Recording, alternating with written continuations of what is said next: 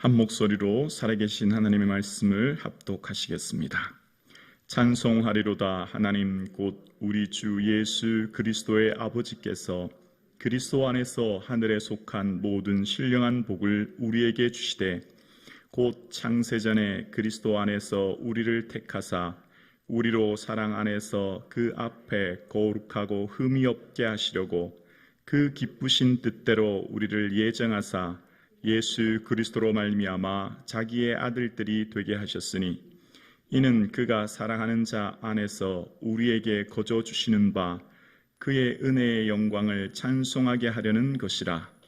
우리는 그리스도 안에서 그의 은혜의 풍성함을 따라 그의 피로 말미암아 속량 곧 죄 사함을 받았느니라. 아멘. 오늘 주신 말씀의 은혜를 통하여 주의 주시는 기쁨이 충만하기를 주님의 이름으로 축복합니다. 아멘. 사도 바울은 하나님을 찬송하며 경배하며 높여드렸습니다. 그 이유는 신령한 복을 주신 하나님이셨기 때문입니다. 하늘에 속한 신령한 복, 구원의 복이라고 말씀드렸죠. 그리고 이 신령한이라고 하는 원어의 뜻은 성령에 관한, 성령이 가득한 이런 의미가 있어요. 그러니까 신령한이라고 하는 것은 성령을 통해 주시는 은혜입니다. 그러니까 우리가 흔히 생각하는 복은 소원이 성취되어지고 성공하여지고 되고 건강하고 물질이 늘어나는 이런 외형적인 것이라면 하늘에 속한 신령한 복은 성령으로부터 주시는 은혜, 예수님께서 너희에게 평강이 있을지어다 말씀하셨던 것처럼 우리 눈에 보이지 않고 만져지지 않지만 하나님이 주신 이 은혜는 없이는 살 수 없는 특별한 은혜인 거죠. 성령의 9가지 열매처럼 이러한 은혜가 저와 여러분의 삶 가운데 있기를 주의 이름으로 축원합니다. 그래서 이 사도 바울은 신령한 복이라고 했고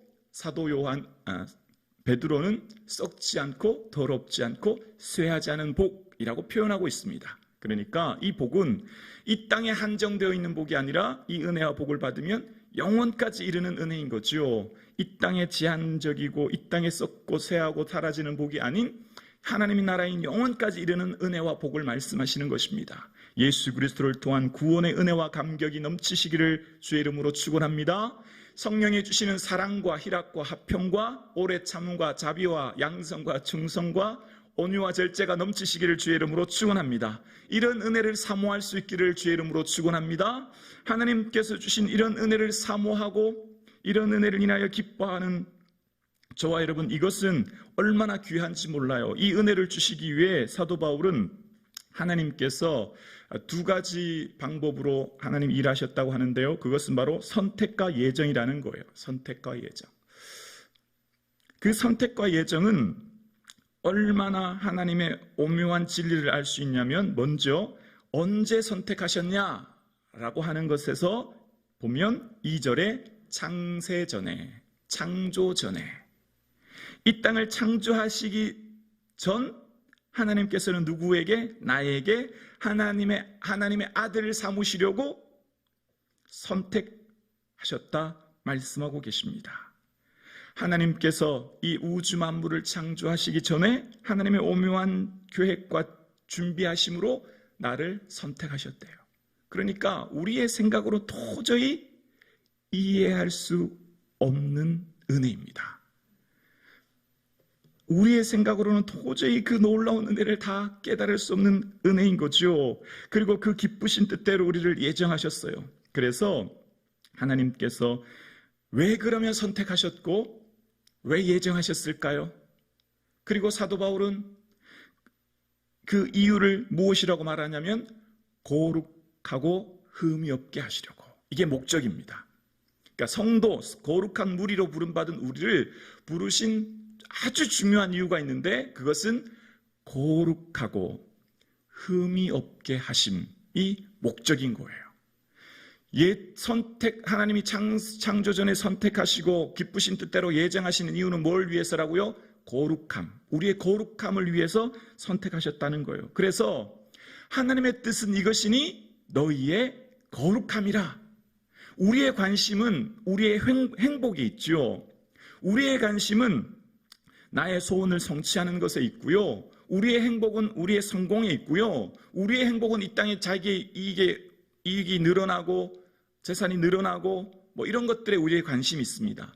그런데 하나님의 관심은 우리에게 그런 데 있지 않아요. 하나님의 관심은 거룩에 있습니다. 내가 거룩하기를 하나님 바라시는 거예요. 그러니까 우리의 관심은 온통 이 땅에 속해 있어요. 행복이나 성공이나 만족이나 기쁨이나 이익을 쳐다보고 있는데 하나님은 우리에게 뭘 바라시고 기대하시냐면 거룩하기를 원하시는 거예요. 그래서 참된 행복은 어디에서 나올까요? 거룩함으로 나오는 것입니다. 참된 행복은 이 거룩함으로부터 주시는 은혜예요. 그래서 이 세상도 정욕도 지나가되 오직 하나님의 뜻을 행하는 자는 영원히 거하느니라 라고 하는 요한일서 말씀처럼 하나님의 뜻인 거룩을 이루는 자는 하나님의 영원한 은혜를 누리게 되는 복을 얻게 되어집니다. 왜 우리가 거룩해야 될까요? 내가 거룩하니 너희도 거룩하라. 레위기 19장에 나오는 레위기에 등장하는 이 말씀이 핵심이죠. 그래서 수많은 이스라엘 백성들이 양과 염소와 비둘기로 제사를 드렸어요. 거룩해야 되기 때문에. 하나님 앞에 나가는 자는 거룩해야 되기 때문에. 그래서 하나님께서 우리에게 원하시는 정말 참된 목적은 거룩함인 줄로 믿습니다. 거룩하기 위해 몸부림칠 수 있기를 주의 이름으로 축원합니다. 그래서 하나님께 가까이 나가고자 하는 사람, 하나님의 그 깊은 은혜를 체험하고자 하는 사람, 하나님의 주시는 한량없는 그 영적인 기쁨을 누리기 원하는 사람은 반드시 거룩해야 됩니다. 그러니까 하나님께 가까이 가고 하나님이 주시는 깊은 은혜를 체험하기 위한 자는 자신을 보게 되어지죠. 자신의 허물을 보게 되어지는 거죠. 자신의 죄악을 보게 되는 거죠. 그래서 모든 사람들이 하나님께 나가면 베드로가 나는 죄인이로소이다 고백했던 것처럼, 오라 나는 부정한 입술을 가진 자라 고백했던 이사야처럼 하나님을 대면하는 자는 한결같이 하나님의 거룩하심 앞에 나의 허물이 드러나게 되어져요. 그래서 이 땅을 살아가는 모든 사람들, 성도들은 결국 하나님 앞에 나아가 하나님을 찬양하게 되는데요. 요한계시록에 하나님은 어떤 분으로 고백하고 또 많은 사람들이 찬양하냐면 하나님을 찬양할 때 거룩하다 거룩하다 거룩하다 주 하나님 곧 전능하신 이여 전에도 계셨고 이제도 계셨고 장차 오실 이시여. 하나님을 찬양할 때 첫 번째가 거룩하신 주님을 찬양합니다. 그것이 하나님을 찬양하는 백성들의 무리의 고백이에요. 그러니까 우리도 결국은 하나님 나라에서 주님을 찬양하게 되어지는데 그 찬양의 고백이 거룩이고 그 거룩하기 위해 우리도 거룩한 삶을 살아야 된다는 거예요. 그런데 문제가 있어요. 우리 스스로는 결코 거룩해질 수가 없습니다. 우리의 어떤 노력으로도 거룩해질 수 없어요. 우리가 이 세상의 어떤 방법으로도 거룩해질 수 있는 방법은 아무것도 없어요. 그래서 잿물로도 수많은 비누로 씻을지라도 우리의 죄악은 그대로 있다라고 하는 예레미야 2장 말씀처럼 이 세상의 어떤 것으로도 죄를 사함받을 수 없지요. 그래서 구약에 나타나는 어떤 염소와 항소의 피와 암송아지의 죄로 말미암아 그 육체를 정결하게 하여 거룩하게 하거든 이라고 하는 히브리서 9장 말씀처럼 잠시 일시적으로 사죄함을 받았던 것이 바로 구약의 레위기 제사였죠. 그런데 참된 영원한 속죄를 이루신 예수 그리스도의 보혈로 우리는 거룩하게 된 줄로 믿습니다. 자기 피로 영원한 속죄를 이루셨고 그래서 우리는 단번에 성소에 들어가 이처럼 오늘도 우리가 하나님을 대면하게 되는 거예요. 하나님을 뵐 수 있는 거예요. 그러니까 이 예수 그리스도의 보혈이 얼마나 소중하고 귀중한지 몰라요. 이 보혈로 말미암아 구원 얻게 되었고 하나님을 대면하게 되었고 또한 깊은 진리에 이르게 되어지는 겁니다. 진정한 영적인 깊은 은혜는 예수 그리스도의 보혈을 통과하여야 얻게 되는 거예요. 그러니까 우리의 삶 가운데 주시는 정말 하나님의 오묘하고 깊고 넓은 진리의 은혜는 예수 그리스도의 피와 그 보혈의 은혜를 통하여 은혜를 경험하게 되는 줄로 믿습니다. 그래서 사도 바울이 오늘 7절에 하나님의 사랑의 극치를 이렇게 표현해요. 바로 7절 말씀입니다. 우리는 그리스도 안에서 그의 은혜의 풍성함을 따라 그의 피로 말미암아 속량 곧 죄사함을 받았느니라.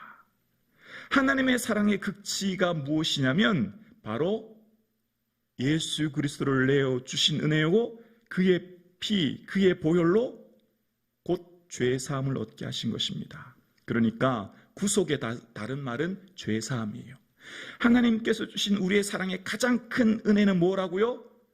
구속의 은혜인 거죠. 여러분, 우리가 볼 때는 우리의 모든 관심은 이 땅에 있거든요. 그래서 우리의 통장 잔고가 늘어가면 기쁘고 즐겁고, 또 자녀들이 진학하고 입학하면 기쁘고 즐겁고, 물론 그것이 하나님 주신 복이에요. 그것이 구약에서도 말하는 하나님의 특별한 은혜죠. 그런데 정말 하나님께서 주신 특별한 은혜를 깊이 깨닫게 되는 것이 뭘까요? 예수 그리스도의 피로 말미암아 죄 사함 얻는 은혜인 줄로 믿습니다. 이것이 구원에 이르게 하는 은혜였고, 이것이 하나님께 가까이 가게 하는 놀라운 은혜 중에 은혜인 거죠. 그래서 우리가 서로 사귐이 있고 그 아들 예수의 피가 우리를 모든 죄에서 깨끗게 하실 것이며 라고 하는 요한 1서 1장 7절 말씀처럼, 하나님 앞에 나아가는 자는 예수 그리스도의 피와 보혈로 죄사함 얻은 자만 나갈 수 있고, 그래서 구원의 은혜를 깨닫는 사람은 다시 한번 깨닫게 되는 은혜가 있어요. 바로 예수 그리스도의 보혈의 은혜인 줄로 믿습니다. 이 보혈의 은혜로 말미암아 우리가 구속 곧 죄사함을 얻었고, 보혈의 은혜로 말미암아 주님을 대면하게 되었고, 보혈의 은혜로 말미암아 하나님 주신 하늘의 신령한 은혜를 누리게 되었거든요. 그러니까 성령으로부터 주시는 은혜는 모두가 다, 성령이 주시는 은혜는 이 예수 그리스도의 보혈을 통한 놀라운 은혜인 줄로 믿습니다. 하나님께서 성령님이 임하시면 어떤 현상이 일어나죠? 나를 보게 돼요. 나의 죄악을 보게 되어져요. 그래서 하나님 앞에 나의 모든 허물을 고백하게 되어지고 거룩함에 이르게 되는 거죠. 그래서 사랑하는 성도님, 이 땅 가운데 있는 우리의 삶 가운데 예수 그리스도의 보혈은 죄에서 우리를 해방합니다. 요한계시록 1장 5절에 우리를 사랑하사 그 피로 우리 죄에서 우리를 해방하시고 라고 말씀하십니다. 이 죄의 얽매인, 죄의 결박에서 푸는 힘은 바로 예수 그리스도의 보혈의 능력인 줄로 믿습니다. 그래서 사랑하는 성도님, 예수 그리스도께서 우리를 위하여 저주를 받은 바 되사 율법의 저주에서 우리를 속량하셨기에, 그 율법의 저주에서 구원하신 은혜는 오직 예수 그리스도의 보혈의 은혜로 말미암는 것인 줄로 믿습니다.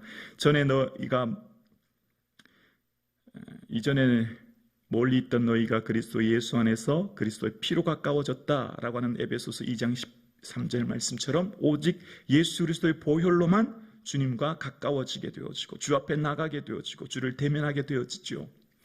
오늘 예배 드리시는 사랑하는 성도님,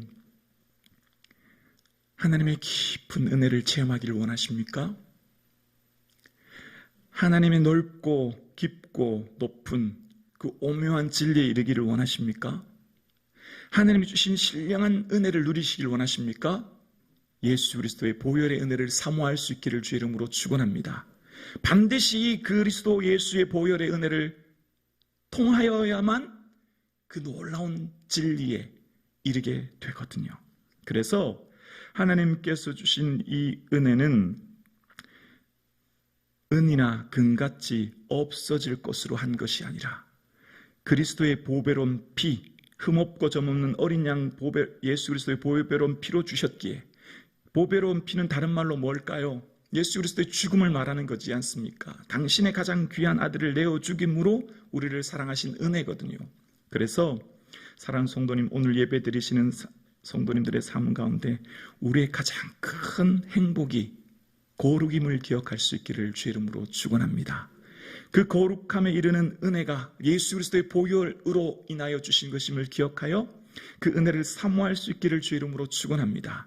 그래서 우리의 은혜가 발목에서 무릎에서만 그치는 은혜가 아니라 허리와 헤엄치지 못할 은혜까지 이르기 위해 그리스도의 보배로운 피를 통하여 통과하여 주의 주시는 한량없는 은혜를 매 순간마다 누릴 수 있기를 주의 이름으로 축원합니다.